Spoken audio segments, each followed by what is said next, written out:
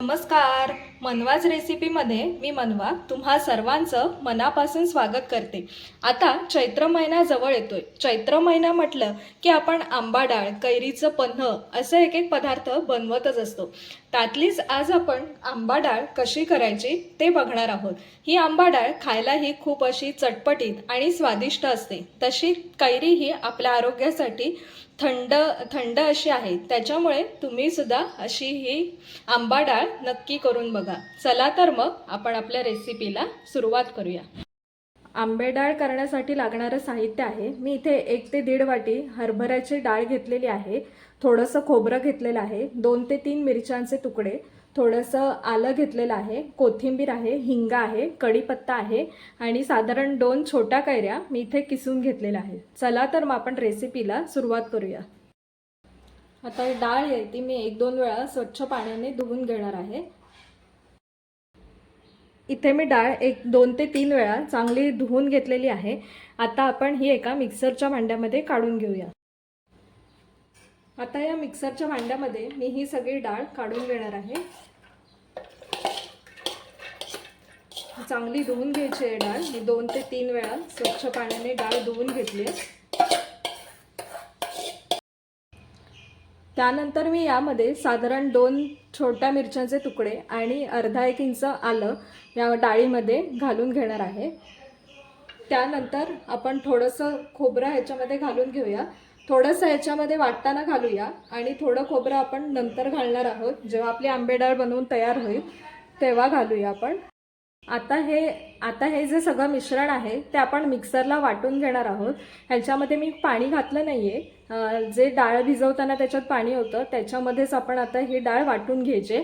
वाटताना अगदी पूर्ण डाळ वाटून नाही घ्यायची. थोडीशी अशी डाळ आपल्या दाताला लागेल इतपत आपण ठेवूया. आता ही मी डाळ एका भांड्यामध्ये काढून घेणार आहे. ही बघा, तुम्ही बघू शकता मी थोडी याच्यामध्ये डाळ ठेवलेली आहे. एकदम बारीक अशी वाटून नाही घेतली आहे. ही अशी थोडी खाताना दाताखाली आली की ती छान लागते. अशा प्रकारे मी सगळी डाळ ह्याच्यामध्ये काढून घेते. त्यानंतर मी यामध्ये साधारण 1 ते 1.5 चमचा साखर घालून घेते. साखर घालून झाली की चवीपुरतं मीठ घालून घेऊया. त्याच्यानंतर हे जे मी 2 कैरी किसून घेतलेली आहेत ह्यातला थोडासा किस मी आता ह्याच्यामध्ये घालते. एकदम सगळा किस यामध्ये घालणार नाही आहे, नाहीतर ह्याला आंबटपणा भरपूर येऊ शकतो. कैरी कितपत आंबट आहे ते बघून आपण ह्याच्यामध्ये हा किस टाकून घेणार आहोत. आता हे मिश्रण आपण चांगले एकजीव करून घेऊया. अशा प्रकारे सगळं मिश्रण आपण एकत्र करून घेऊया. आता यामध्ये आपण थोडी बारीक चिरलेली कोथिंबीर आहे ती पण यामध्ये घालून घेऊया. कोथिंबीर घातल्यावर पण हे चांगलं ढवळून घ्यायचं मिश्रण.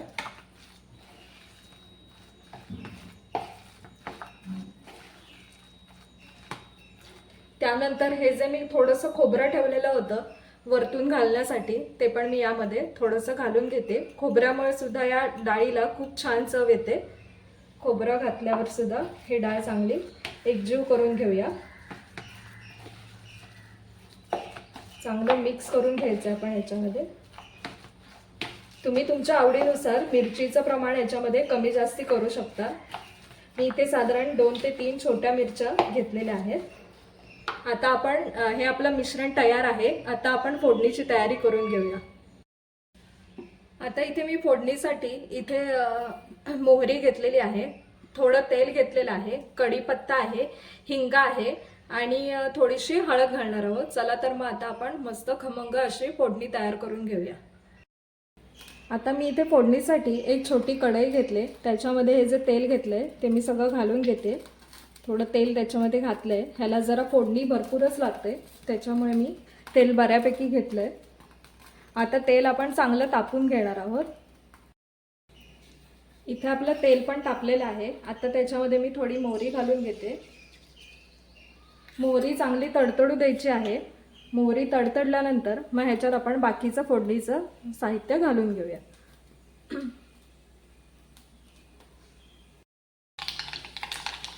इथे मोहरी चांगली तडतडली आहे. त्याच्यानंतर आपण ह्याच्यामध्ये थोडीशी हळद घालून घेऊया.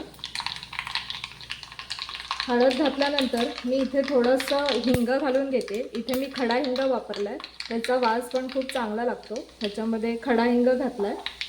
त्यानंतर मी ह्याच्यामध्ये कढीपत्ता घालते.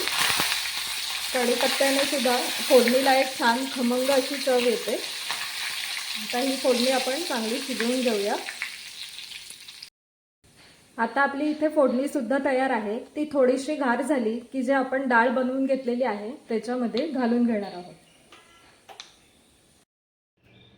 आता इथे आपली फोडणी थोडी कोमट झालेली आहे. आता मी ती यामध्ये घालून घेते. जेवढी हवी तेवढी फोडणी मी याच्यात घालून घेणार आहे. यामध्ये मी सगळी तयार केलेली फोडणी घालून घेतलेली आहे. आता हे आपण मिश्रण फोडणी आहे ती चांगली याच्यामध्ये एकजीव करून घेऊया.